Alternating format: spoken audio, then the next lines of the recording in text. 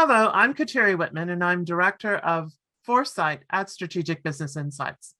Today, I'm going to talk about the future of green hydrogen, a critically important technology for decarbonizing the global economy that has been attracting substantial investment lately.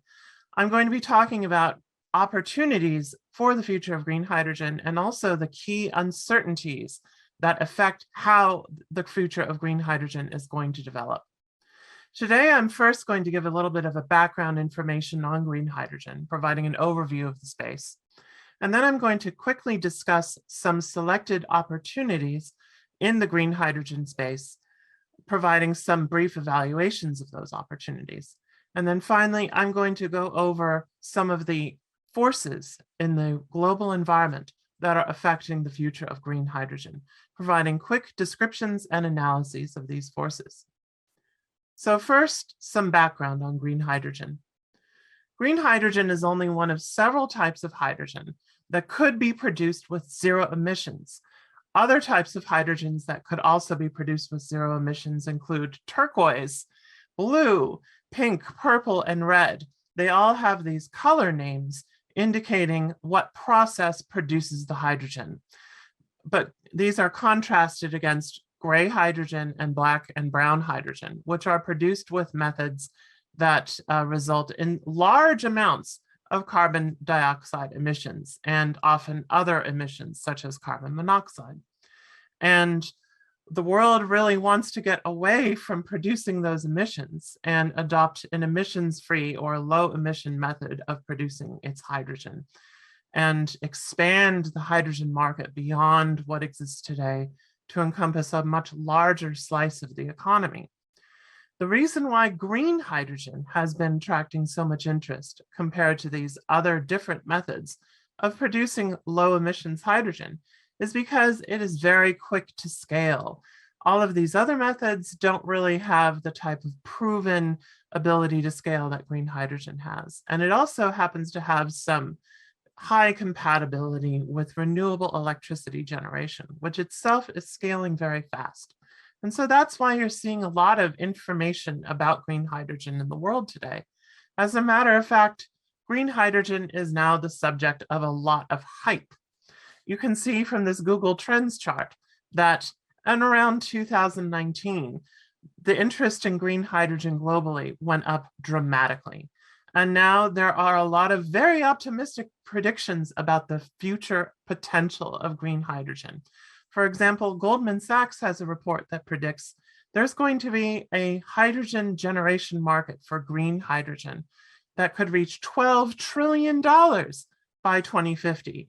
This is an order of magnitude beyond even the most optimistic projections of what today's hydrogen market would be like if we switched all hydrogen production that exists today from fossil fuel to green hydrogen. So this envisions this huge explosion of this market. BCG similarly forecasts this massive $200 billion a year market in 2050 just for hydrogen-related equipment. So these are very, very interesting, optimistic projections that suggest there is a very bright future here, and everyone should be investing in green hydrogen as quickly as possible. However, long-term predictions of the future have this unfortunate tendency to be very wrong. And this has happened specifically to hydrogen in the past.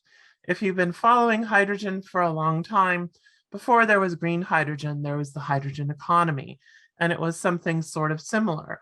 There was this big hype cycle, most recently around the turn of the millennium in 2000. Where there was an enormous amount of interest and then a crash that lasted for 20 years. So this chart shows the share price of a fuel cell manufacturer that was very popular 20 years ago as hype built about the future of the hydrogen economy. And their share price collapsed and stayed collapsed for a very long period of time. So you could be caught in this hype cycle of hydrogen, invest and it crashes anyway. And this type of prediction about the future of hydrogen also happened 20 years ago. There was a lot of optimistic predictions about how big the hydrogen economy would become. So one should be skeptical about long-term future predictions. But if you can't predict the future, what can you do? Well, our approach is that we, instead of trying to predict the future, we monitor the future by keeping track of all of its moving parts, all of the forces that are shaping the future of the global economy and global technological development. We have a system that continuously analyzes these moving parts of the future. We call them forces that are affecting the global business environment. We're constantly identifying and anticipating new sources of disruption in all of these different areas, like public policy, economics, social behaviors, technology, and the ecological environment. And we use that system to understand the future of new technologies, such as green hydrogen. Applying that system to the question of, is green hydrogen going to develop in the future? Is it going to scale and become this enormous new market area? Is it going to crash instead? Is something else going to happen? We use our system to sort these forces from our list of 120 or more into different categories, depending on the impact that they are having on the future of green hydrogen as things stand today. So some of the forces are listed as enablers. They are driving the development of green hydrogen right now. Some of them are constraining forces. They are inhibiting the future development of green hydrogen. And some of the forces are having a more complicated impact on the future of green hydrogen. They're perhaps driving it and constraining it at the same time, or qualitatively affecting the outcome. So you see here a list of 14 of these forces from our larger database of 120. And we, as part of our process, narrow down the list of forces to focus in on the ones that have the biggest direct impacts on the future of anything we're studying, such as green hydrogen. And this lets us understand what's really impactful.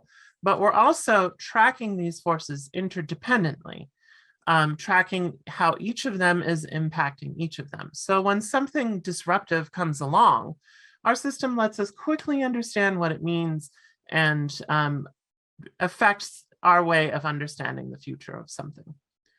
So before I go through some of these forces in more detail and explain how they are affecting the future of green hydrogen, I'm going to quickly step through a few of the most interesting and essential opportunities in the future green hydrogen market space.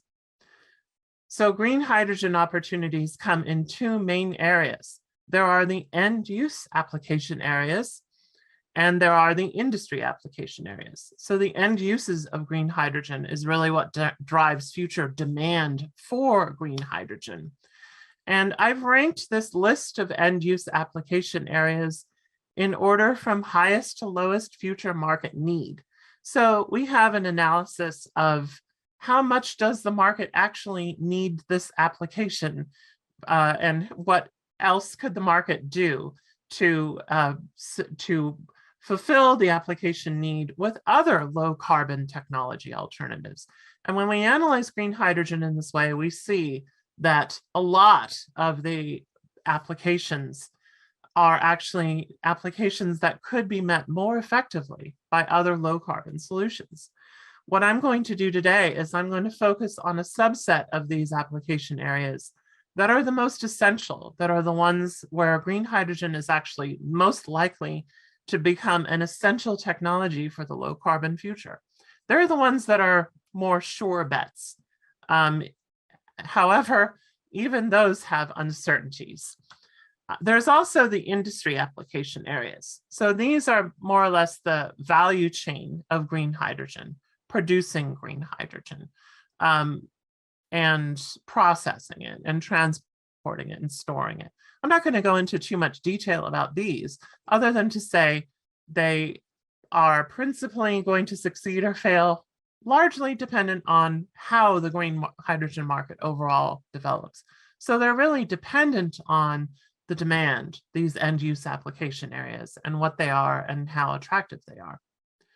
So One of the most promising future application areas for green hydrogen is in the chemical process application space. And this happens to be areas for which there is already existing global demand for hydrogen that is produced by fossil fuels. So the world already uses about 90 million tons or so per year of hydrogen for these applications. And for these particular applications on this page, there is really no good competitor to green hydrogen in a low carbon future.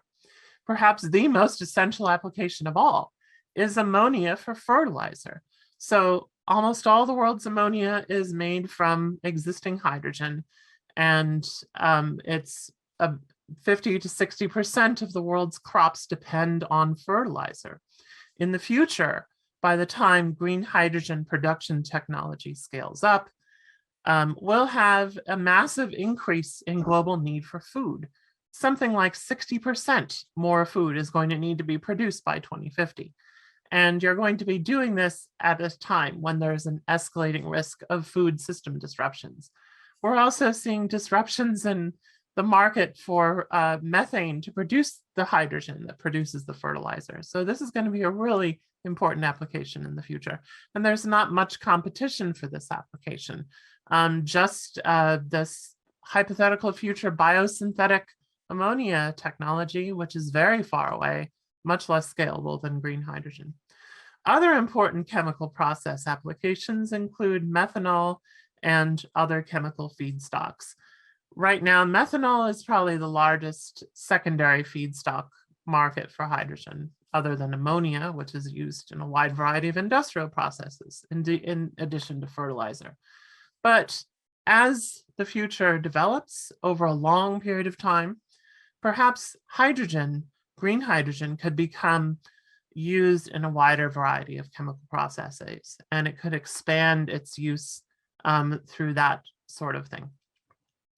Another essential area for green hydrogen is industrial process applications. So steel production uses hydrogen right now, and there are emerging fossil-free steel technologies that could substitute the existing high carbon hydrogen for green hydrogen, or for potentially other kinds of production capacity and other technological processes. Another application for green hydrogen in industrial processes is in petroleum refining. And it's interesting to think about petroleum refining in a low carbon future, but hydrogen is absolutely required for the desulfurization process for petroleum. Perhaps blue hydrogen or some other form of low carbon hydrogen could be more competitive for petroleum refining in the future. It's tempting to imagine a low carbon future that doesn't include any petroleum refining at all, but more likely we're still going to have it around and it's going to be used for petrochemicals. So you're still going to need green hydrogen for that. Then there's an industrial heating market. And right now, green hydrogen is being looked at to supplement for natural gas in certain industrial heating processes. However, there's a strong competition from electrification technology for industrial heating.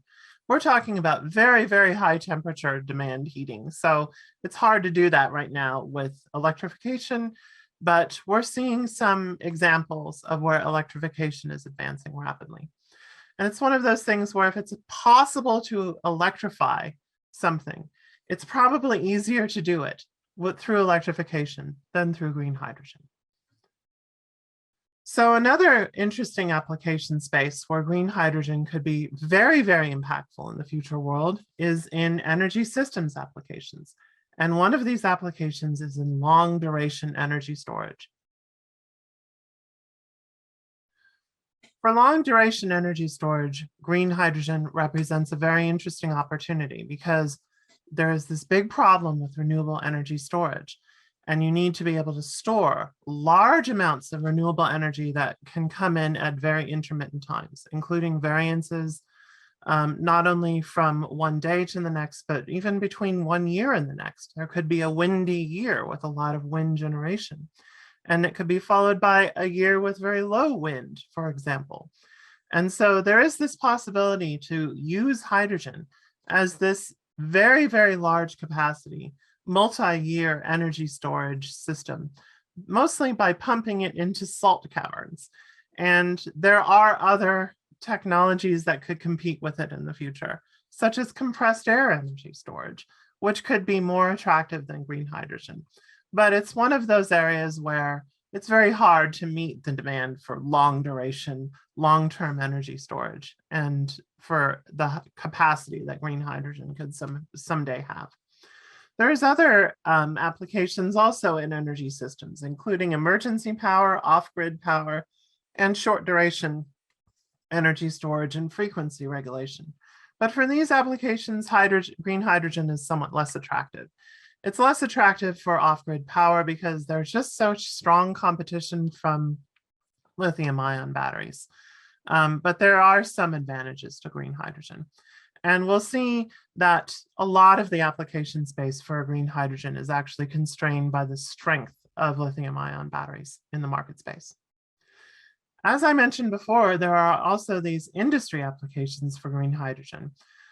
These are applications that are centered around producing green hydrogen, producing the renewable energy generation for green hydrogen, building the electrolyzers and other production methods for green hydrogen, processing it, compressing it, transporting it, distributing it, building the fuel infrastructure, and providing industry services such as research and development, design, consulting, maintenance, hydrogen as a service, monitoring and analytics, certification and compliance, financing, insurance, and so on.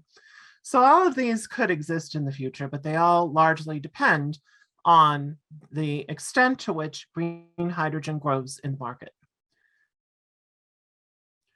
So now I'm going to provide some brief descriptions and analyses of the forces that are affecting the extent to which green hydrogen will grow in the future, because all of these application areas, including the ones that I just went over in some detail, really depend on whether or not green hydrogen actually develops at all, or whether the world continues to use high carbon hydrogen or some other form of low carbon hydrogen in the future. How rapidly green hydrogen develops, how widespread it is being used. So once again, I have this list of forces that affect the future of green hydrogen, divided into different categories, depending on the effect that these forces are having on its future. All of these forces come from our Foresight database that tracks the interrelated effects that all of these different forces are having on each other, as well as the future world, and includes a much larger list of forces.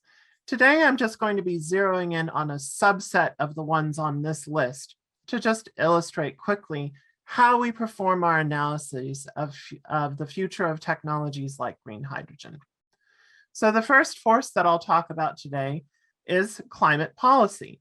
This force tracks public policy initiatives, laws, and regulations, and government incentives related to global warming. Right now, climate policy is a big enabler for the development of green hydrogen. It is pushing forward that development. Right now, climate policy trends favor large-scale development of green hydrogen. They're mostly coming in the form of subsidies, in the form of national hydrogen strategies. However, the actual commitments that exist from governments for green hydrogen are far below the scale of what is needed to actually decarbonize the global economy quickly enough to really matter, to meet the carbon targets that we need to meet as a global civilization in order to avoid the worst future consequences of global warming. So there is the chance that other governments will also scale up their commitments, and there will be a larger hydrogen economy. But right now, we mostly just have Europe and Japan and California and a few others. And so is that going to be enough to kickstart a hydrogen economy? Perhaps. It could cause large-scale private investment to flow into the technology and make it cheaper over time. So it's still an enabler, even though it's not enough of one, really. Climate policy is also unstable and uncertain. it's had historically mixed success in the world. So governments can reverse their climate policy, as happened in the US, has gone through a couple of reversals of its climate policy. Switzerland recently voted down its carbon tax because of popular pressure. And so just because a government commits to something doesn't mean it's going to do it forever. So this is a reason why we monitor this force on an ongoing basis, as well as our 120 other forces.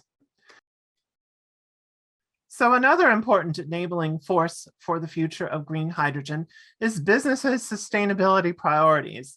This force tracks investment and corporate governance trends related to ecological sustainability. Right now, it's a big enabler because ESG considerations for businesses have become very widespread, and this is driving substantial investment interest in green hydrogen. It simply aligns with the broader priorities of a lot of businesses. But this is synergistic with government investment. Part of the reason why ESG is so powerful is because of this widespread expectation that the world has to decarbonize, that governments are going to support this in the future. Also, pressure from the bottom up from investors, directions from inside companies. So it's likely that ESG trends are going to continue to get stronger over time. But investments in green hydrogen don't necessarily follow from ESG investment trends. So we're going to track to see how these two things relate over time and understand that better as we continue to monitor the future. But for right now, it looks like the business community is very interested in green hydrogen, just not as much interested as they need to be to produce the most dynamic versions of the future. Another very important driver for the future of green hydrogen is renewable energy cost trends. So this force tracks the ongoing and expected future reductions in renewable energy prices. So for about a decade or more, there has been this massive cost reduction trend in the price of renewable electricity. And green hydrogen's biggest price component is how much does the renewable electricity cost that goes into the production of green hydrogen. So the cheaper that renewable energy gets, the more attractive green hydrogen becomes. The faster renewable energy gets cheaper, the quicker green hydrogen can become cost competitive in the market without carbon taxes and other incentive structures.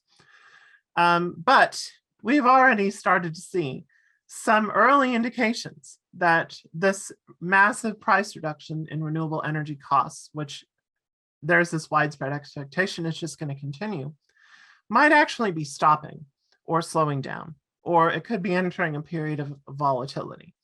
So we're tracking that, and we're going to see what kind of impact that may have on the future of green hydrogen. Also, there is some uncertainty about the value of using excess renewable energy capacity to produce green hydrogen in the first place, and the value of green hydrogen as an energy carrier for renewable electricity. So all of these things need to be monitored and tracked, and that's what we're doing. Now I'm going to shift the discussion to some of the forces that are constraining the future development of green hydrogen as things stand right now. This is the most important constraint right now. This is one called hydrogen supply and demand balance. This force tracks the growth and types of new demand sources for hydrogen compared to the total hydrogen supply. And the reason why this is a constraint on the future of green hydrogen is because the future hydrogen economy involves this emergence of new demand sources for hydrogen. That's the basis for a lot of the investment that is being made into green hydrogen. Green hydrogen is going to expand the total supply of hydrogen. And so if the demand space doesn't expand along with it, there could be price crashes. And if the future supply of green hydrogen grows out of sync with demand, then you could have a situation where the price crashes catastrophically. A lot of the production capacity for green hydrogen is very capital intensive. And so we could see a repeat of the future of hydrofracking in the US, where there was a lot of deficit financed investment into production capacity and there was an overproduction and everyone lost money, and then investment in new production capacity disappeared. This could easily happen with green hydrogen. And so we're carefully tracking what new demand sources are emerging. Are they going to be scalable? And can they be satisfied with other types of technological alternatives? And we don't really know the answer. Nobody does. There's a lot of assumptions about the future and a lot of models and projections, but they're based on assumptions that come from today or just idealized assumptions about what would be necessary for the low carbon future. And that's not a way to understand the future at all. You have to do this kind of monitoring on an ongoing basis and envisioning the different possibilities that could result from these uncertainties of the present. Another critical force that is constraining the development of green hydrogen right now is hydrogen production technology. So this force tracks technology development related to electrolyzers, which are used to produce green hydrogen, as well as blue, turquoise, pink hydrogen production, other types of renewable hydrogen. And so for green hydrogen to become viable, electrolyzers that produce it need to fall in cost, and production of electrolyzers needs to go way up. And right now, there are a lot of predictions about the future cost reductions of these electrolyzers, but they're based on potentially incorrect assumptions. There's not a lot of good data about the number of electrolyzers in existence today, for example. And those are how these projections are being made, and investment decisions are being made based on those projections. So there could be a lot of new data coming in, and then we find out that the assumptions were wrong. And so we're monitoring this. We're also seeing early signs that raw material availability could constrain electrolyzer production in the future. So we're tracking that too. That's a big uncertainty for the future. There's also uncertainty about what types of electrolyzers will be used, where they will be produced. Is China going to produce them? There's some signs that that might be happening. So all of these things are uncertainties, and we're tracking them. Right now, this is a big constraint. It could shift in the future to becoming an enabler for the future of green hydrogen, depending on how this force progresses over time. There's also a force that is a big constraint, and that is hydrogen storage and processing and transportation infrastructure. So this is about the deployment of technologies, facilities, and solutions for storing, transporting, and distributing hydrogen. And this is an old problem with the hydrogen economy. Back in the 20 years ago days, this was a well understood problem. It has never had a good solution. Japan has a good hydrogen infrastructure, but even that is relatively small compared to what would be needed. And hydrogen infrastructure historically hasn't been easy to build out. And so there's a lot of stuff going on in terms of pilot projects and plans that are being made to build the necessary hydrogen infrastructure. But it's very new. And there's really no reason to believe that just because someone makes some plans means that they're going to actually be developed to the extent needed, at the rate needed, and so on. So we're just tracking this right now because it's still in the early development stage. This might flip to being an enabler someday, but not anytime soon as far as we're concerned. So this is a reason to be more skeptical about the future of green hydrogen. Another major constraint for green hydrogen is the prices of lithium-ion batteries. So right now, lithium-ion battery technology manufacturing advancements have resulted in cost and performance that is constraining the total market space for green hydrogen in the future. A lot of the biggest potential future applications for green hydrogen in the transportation sector have already been cut off by competition from lithium-ion batteries. There are still some automakers that are going for hydrogen fuel cells for cars, but not very many. Pretty much the automotive industry has decided that lithium-ion and its successor technologies for battery electric vehicles are going to be how transportation is done. And it has this huge advantage of already existing in the market, already scaling up, charging infrastructures being deployed. And what we're seeing is continued improvement in lithium-ion batteries and a greater encroachment on the total opportunity space for green hydrogen. And we expect that's going to keep continuing, but they're constraining green hydrogen's future, probably more than a lot of analysts are expecting right now. Nevertheless, there is always the possibility for uncertainty. Supply chain disruptions could threaten future lithium-ion cost reduction trends. And that's just one of the many things that could change the cost reduction trends for lithium-ion. We've already seen recently that those cost reduction trends have changed and that it's flattening out, at least temporarily. So now I'm going to switch and talk a little bit about the forces that are having a more complex impact on the future of green hydrogen. They're not necessarily driving the future development and they're not necessarily constraining it, but perhaps they're doing both at the same time or having some other complex impact on it. This force covers the effects of climate policy, ESG investment, and other disruptions on the fossil fuel industry, and has a very strong but complex impact on the future of green hydrogen. So fossil fuel companies today are major stakeholders in the hydrogen economy.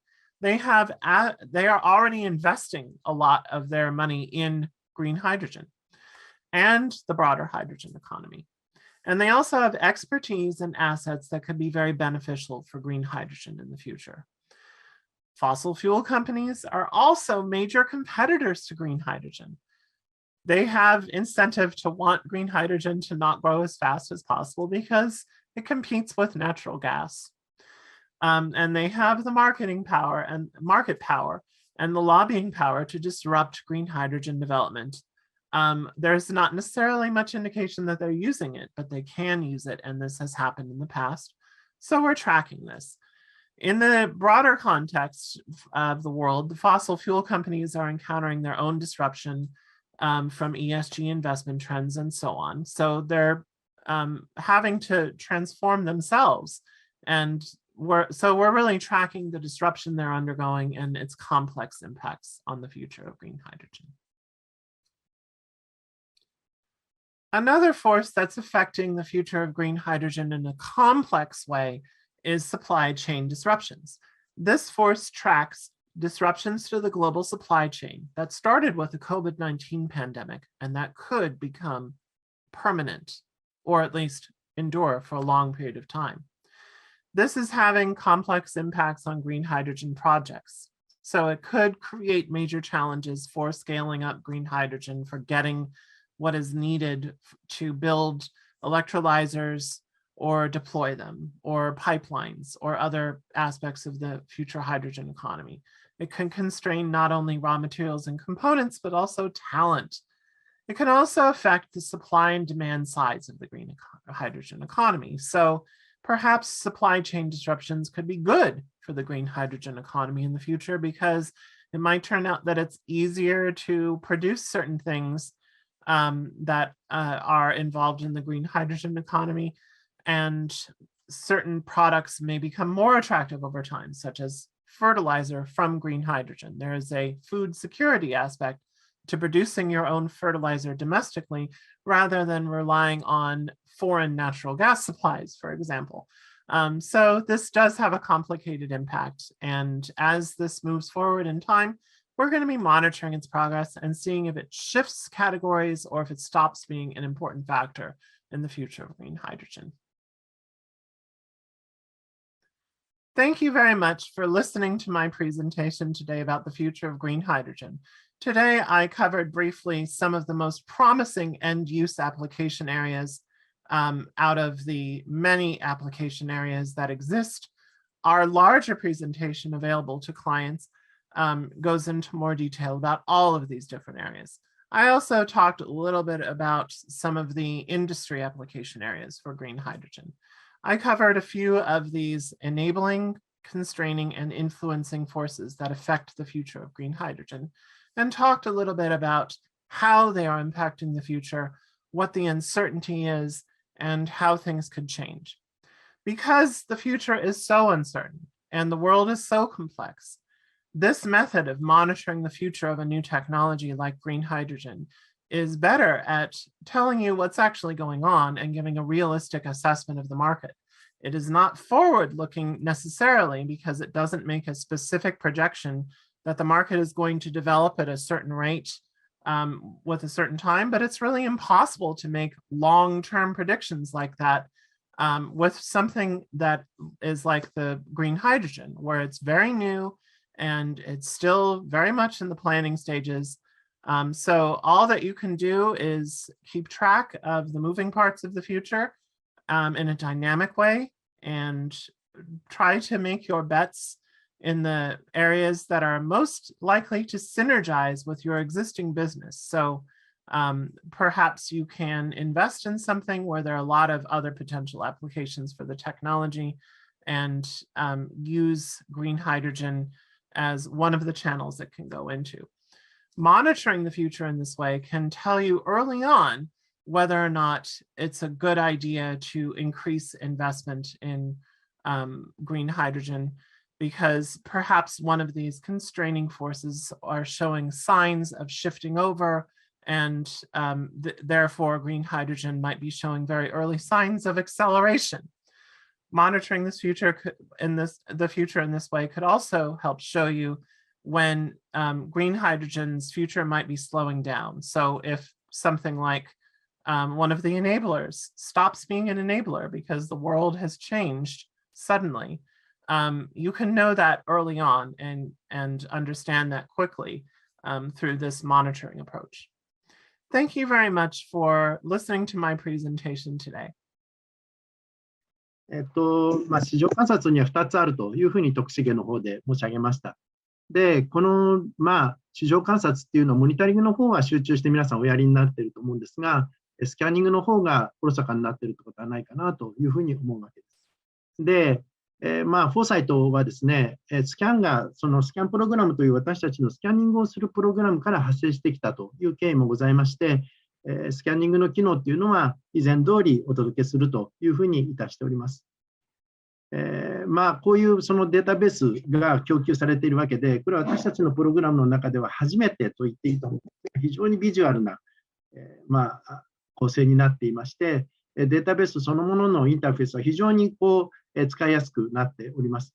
で、1年から3年、3年から5年、これは未来のことを分類して表現しているわけですけれども、動く未来年表というふうに私たち言っております。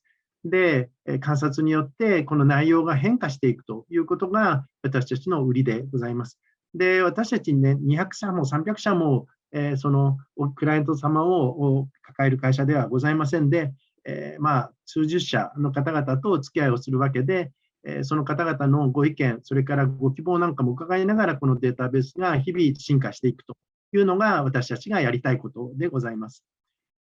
こんな方、もし今日聞いてらっしゃる方はですね、今日ものすごく面白かったと、その調査の仕方、それからそのまとめ方ですね、そしてそのデータベースのありようですね。で、ナレッジデータベース、ナレッジインテリジェンスデータベースというふうに私たち呼んでいますけれども、そういうものっていうのはですね、個々の会社で作ろうと思うと、非常に続けるのが難しいし、非常にお金がかかるお話になってまいります。ですので、ぜひこの機会にですね、フォーサイトのデータベースをちょっと見ていただきたい。で、デモもさせていただきますので、少しでも関心のある方はですね、ぜひメールをいただいたり、アンケートのところにですね、皆さんのご意見を聞かせていただければというふうに思います。今ですと、21年の年度末まで650万円のキャンペーン価格を提示しております。ですので、通常の700万円のコースではなくてですね、650万円で参加いただけますので、年度末までの残予算、もしくは来年度の予算を考えていただいて、私たちとお話を始めていただきたいというふうに思います。本日は誠にお忙しいところお集まりいただきましてありがとうございました。今後ともどうぞよろしくお願いいたします。本年もまた皆さんのお役に立ちたいというふうに思っておりますので、ぜひお問い合わせいただければというふうに思います。本日はご清聴どうもありがとうございました。